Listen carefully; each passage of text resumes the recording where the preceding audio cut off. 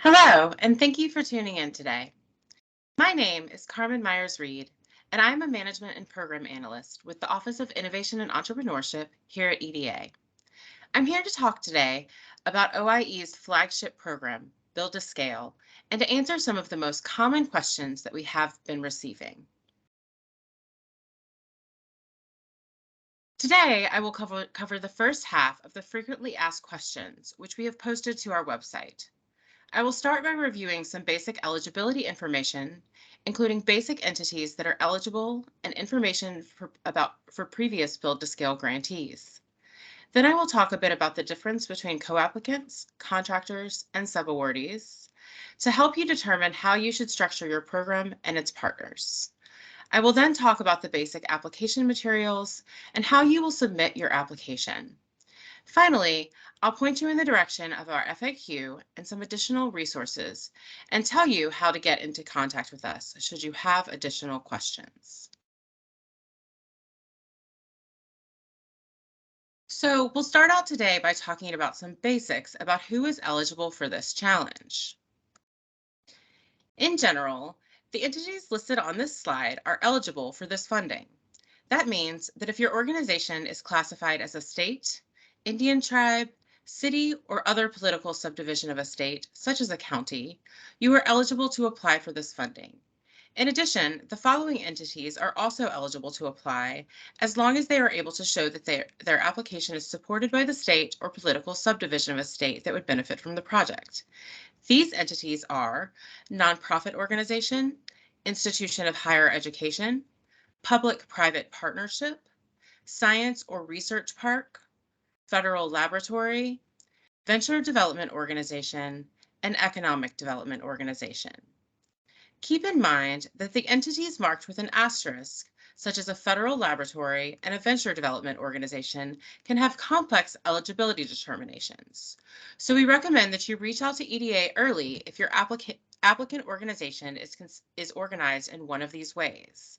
Finally, a consortium of these eligible entities that I've just mentioned could also be applied for funding.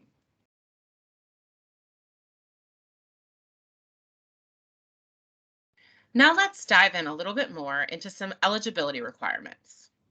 A question we get frequently is this one. In order to apply as a nonprofit, must my organization be legally organized as a 501c3? In general, no. Other classifications of nonprofits may apply, but there are some additional stipulations to determine eligibility. That is, the organization must provide information to show that the organization is operated primarily for scientific, educational, service, charitable, or similar purposes in the public interest, not organized primarily for profit, and uses its net proceeds to maintain, improve, or expand operations of the organization. EDA asks that nonprofit organizations who are not classified as 501c3 but would like to apply for this program provide documentation that confirms adherence to the 3 requirements listed on this slide. Now let's talk a bit about previous recipients of Build to Scale and its predecessors. Our previous Build to Scale or Regional Innovation Strategies Program grantees with active grants eligible for the FY 2022 Build to Scale program.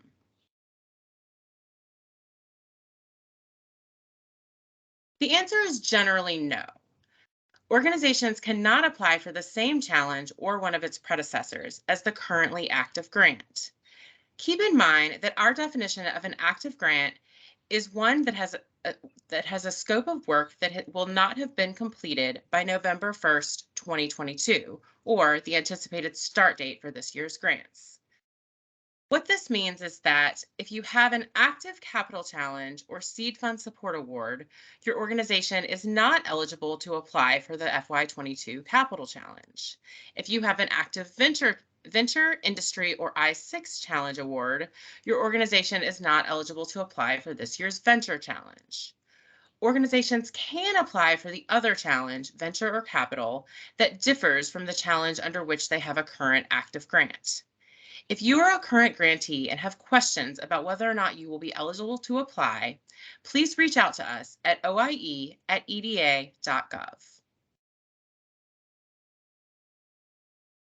In order to apply for this program, does my organization need to be registered on SAM.gov? The answer to this question is yes, as this is a requirement to applying on grants.gov. Applicants must also have an active SAM registration if selected for award. Please note that the process of registration for SAM.gov can take weeks, so if you have not yet registered or if you need to renew your registration, start the process as soon as possible. OIE will not accept late submissions due to SAM registration delays. What about grants.gov? Does my organization need to register there as well?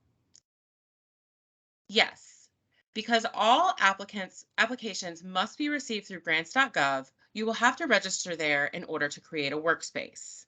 As with SAM.gov, we will not accept late submissions due to issues experienced with grants.gov.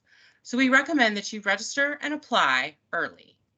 If you have any issues with grants.gov, either registration or submission, you will need to contact the grants.gov help desk, which is linked on this slide. Make sure that you document these issues and your attempts to resolve, and make sure that you follow any additional steps recommended by the help desk. EDA generally does not accept late submissions due to issues with grants.gov unless there is a documented system issue outside of the applicant's control. Speaking of items needed to apply, let's talk briefly about another one. What is a unique entity identifier, a UEI, and do I need one to apply? The unique entity identifier has replaced the DUNS number, which was previously required to apply for federal grants. The UEI is now required in grants.gov for each application. Therefore, you must have a UEI to apply for Build to Scale. For additional guidance on this transition and its implication on submitting grant applications, please visit the link on this slide. We've gotten some questions about co-applicants, so we wanted to quickly define co-applicants by answering a couple of questions about them. First, are co-applicants allowed? Yes, co-applicants are allowed. If you are applying with a co-applicant or co-applicants, that means that 2 or more entities will be managing and implementing the scope of work of an award. In this case, EDA asks that you designate a lead fiscal agent, but this does not have to happen at the time of an application. What documentation is required for co-applicants? Co-applicants should submit the same forms as the primary applicant and should indicate on the SF-424 that there are multiple applicants. These additional documents, which include the SF-424, CD-511, SFLLL, and if applicable, organizational documentation, should be uploaded as additional attachments to a single application in grants.gov. See Section D2 and Appendix B of the NOFO for a complete checklist of application requirements. Now that we have talked about what a co-applicant is and whether this type of partnership is allowed, let's talk about some other types of project partners that you may have and how to categorize them. First, what is the difference between a contractor and a co-applicant? As we discussed on the previous slide, co-applicants jointly manage the scope of work of an award, whereas contractors provide goods or services for the applicants or co-applicants' use in performing the scope of work in an award. Contractors are still important project partners, but they are not as involved in the overall management of the award and in making sure that the scope of work is accomplished.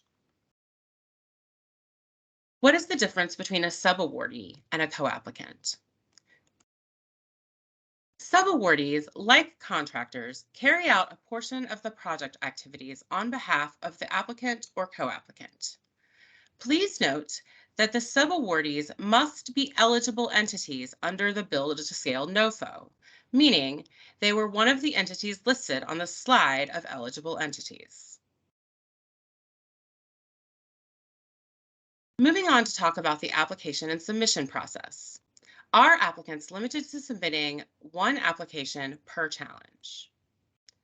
Yes, in general, applicants can only submit one application per challenge unless they are applying as a part of a separate consortium or group of entities. In general, applications are limited to one per distinct applicant per challenge. An applicant could submit separate applications to both challenges under this NOFO.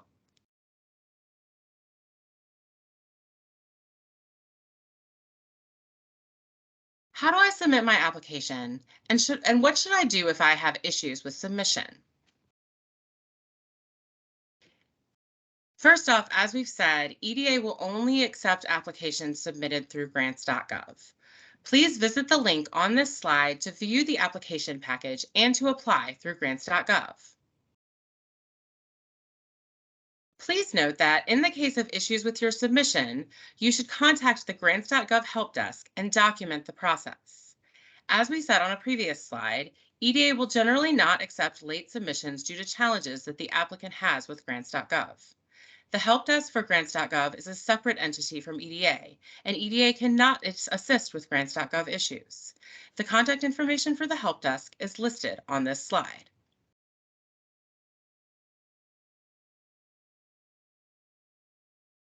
EDA plans to publish a second FAQ webinar, which will focus on funding and budget, the application review process, and award notification.